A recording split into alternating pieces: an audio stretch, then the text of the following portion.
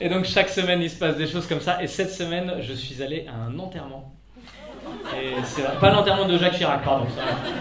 Bah non, il est mort hier, ils vont pas l'enterrer en 24 heures. Laissez-le respirer. Mais... Disons que non, c'est un homme politique célèbre, tu vois. Donc ça doit être rentable sa mort. Il y a des émissions à faire, des flashs spéciaux, des discours à préparer, tu vois. Sinon Macron il va arriver en live, en impro, je m'en occupe.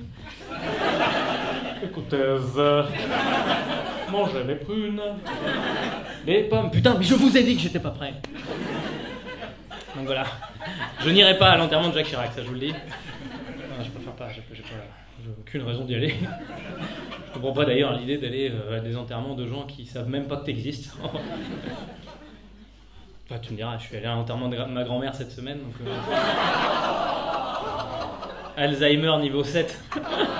Niveau 7, clairement, elle sait pas que t'existes. Non, elle est morte il y a quelques jours, je pense qu'elle a déjà oublié qu'elle était morte. Bon, je suis très content de cette blague, j'ai beaucoup réfléchi à la faire au moins. Tous les gens à qui j'écris m'ont dit mais non, c'est nul, je la fais quand même. Et vous venez de la valider. Je suis très heureux, vraiment, personnellement. Alzheimer niveau 7, ça veut dire qu'elle a un stade, elle se souvient même pas, elle n'a même plus l'usage de la parole. Je suis allé la voir il y a quelques temps à la maison de retraite et c'est touchant parce que je savais pas si elle m'entendait, c'est très difficile de voir comment on se comprend, donc j'essayais de lui envoyer, je la regardais avec mes yeux plein d'amour, quoi, et elle me regardait avec ses yeux pleins de bah ouais mais t'es devant la télé. Donc qui vous soyez dégage, hein. Mon père il m'avait prévenu. Il m'a dit, bon, voilà, faut que je te prévienne, voilà, en un an, mamie, elle a quand même beaucoup changé, enfin, voilà, elle a beaucoup vieilli, elle a les cheveux tout blancs, tu vas pas la reconnaître. Et je lui dis, c'est vrai que si c'est ça la description, dans une maison de retraite, ça va être chaud, quoi. Bonjour, je cherche une dame qui a beaucoup vieilli avec des cheveux blancs. Vous avez frappé à la bonne porte, monsieur. Donc j'avais peur de pas la reconnaître, tu vois, je suis rentré et j'ai lâché un « Mamie ?» 45 têtes qui se sont tournées. Oui, ah. Ok, bon, va falloir s'organiser si je veux la retrouver. Alors, j'ai dit, bon, alors déjà on va enlever les chauves, clac, clac, clac, clac, clac, clac. Est-ce qu'elle a des lunettes? Non, clac, clac. On va enlever ceux qui ont une moustache. Oh, non, on va peut-être garder la moustache. Et évidemment, je l'ai reconnue, évidemment. Ah, je vous avoue, elle me manque déjà, quoi. Elle me manque, mais... je suis un peu soulagé en même temps. C'est vrai, il faut juste savoir un truc, c'est que quand j'avais 5 ans, ma grand-mère, elle m'a dit « Je vais bientôt mourir ». Sauf que moi, j'avais 5 ans, donc pour moi, bientôt... Bah ouais, c'est tu vas bientôt au bain ou c'est bientôt la nuit, quoi, tu vois. Tu vois, c'est donc moi, bientôt, pour moi, bah j'attends, quoi. J'étais sur le qui-vive avec ma tartine de Nutella.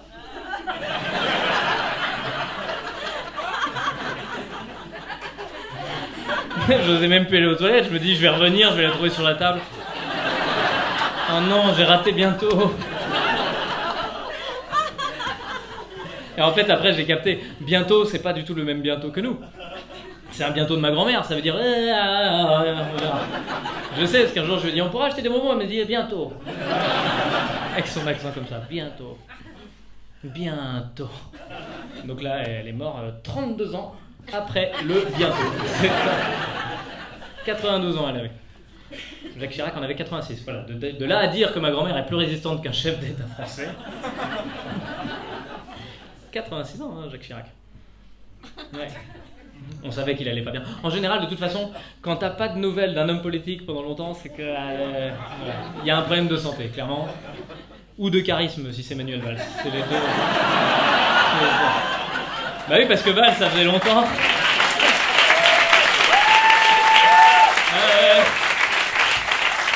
Bah tu sais pas, moi je me faisais du souci, hein. Je me suis dit, il doit aller mal, Valls. Non, non, il s'est marié la semaine dernière. Au top de sa forme. C'est pas un problème de santé du tout, lui. Hein. Jacques Chirac, pour les plus jeunes générations, c'est lui qui avait refusé de suivre les États-Unis dans la guerre contre l'Irak. Et ouais, bah oui. Ce qui avait créé quand même des tensions entre la France et les États-Unis. Il avait fallu agir diplomatiquement, bien choisir les mots pour essayer d'apaiser. Ce qui n'est plus le cas aujourd'hui. Il y a plus, non. C'est moins la diplomatie aujourd'hui. Ah ouais, si tu te fâches avec les États-Unis, c'est directement Trump qui t'envoie un tweet. Hé les Français, bah dis donc, vous êtes une bande de poules mouillées qui puent le caca qui pue. Avec Bolsonaro derrière. Et même sa femme, elle est moche. C'est ça le niveau.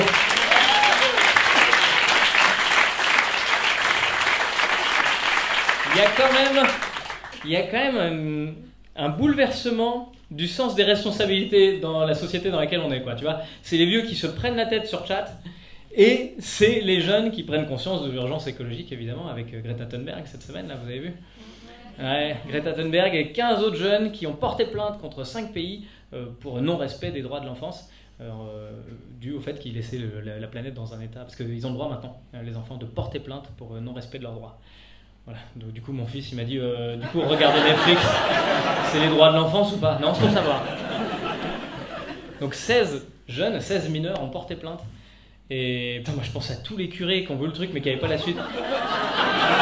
C'est en flip devant la télé, ils ont porté plainte, c'est-à-dire 16. Mais les autres, ils ont rien dit. Enfin, je veux dire, on n'a pas retrouvé les corps. Enfin, ça a dû flipper, les gars.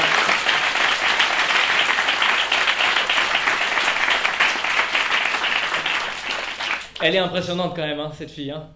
Elle a 16 ans, elle a des convictions incroyables. Elle est allée jusqu'au siège de l'ONU pour venir faire un discours. Enfin, c'est sidérant. Et pour éviter une quelconque empreinte carbone, au lieu de prendre l'avion, elle a pris le bateau. 15 jours de traversée. À 16 ans. T'aurais fait 15 jours de bateau, toi? Ça oui, pour éviter un DS de maths, fumer des joints sur le dos. Mais pas pour mes convictions, moi. Ouais, tu vois, je vous dis, moi j'essaie d'avoir des convictions, je suis écolo du mieux que je peux, mais bon, je vois bien que je suis limité, quoi. Hein. C'est-à-dire, si je jette un papier à la poubelle, il y a du vent et le papier il s'envole à 3 mètres. Voilà, je vais le chercher, tu vois, mais j'attends qu'il y ait quelqu'un qui me regarde. Les gens sont des porcs, hein. Heureusement qu'il y a des gens comme nous qui respectons la planète. C'est incroyable quand même d'arriver au stade où c'est des enfants qui donnent des leçons à des adultes. Moi je suis sidéré par ça évidemment. Hein. Greta Thunberg devant l'ONU qui dit putain, bougez-vous, regardez la planète, l'état dans lequel vous nous la laissez. Puis l'ONU qui fait ouais non mais on est sur le coup là. Là on gère de ouf là, on s'organise, on est en train de faire, on organise tout ce qui est des rétro-planning pour organiser, enfin par rapport aux... tu les vois qui galèrent, j'ai l'impression qu'il y a ma grand-mère à côté qui fait ah. Tu leur dis bientôt. Et Internet, merci d'avoir regardé cette vidéo jusqu'au bout.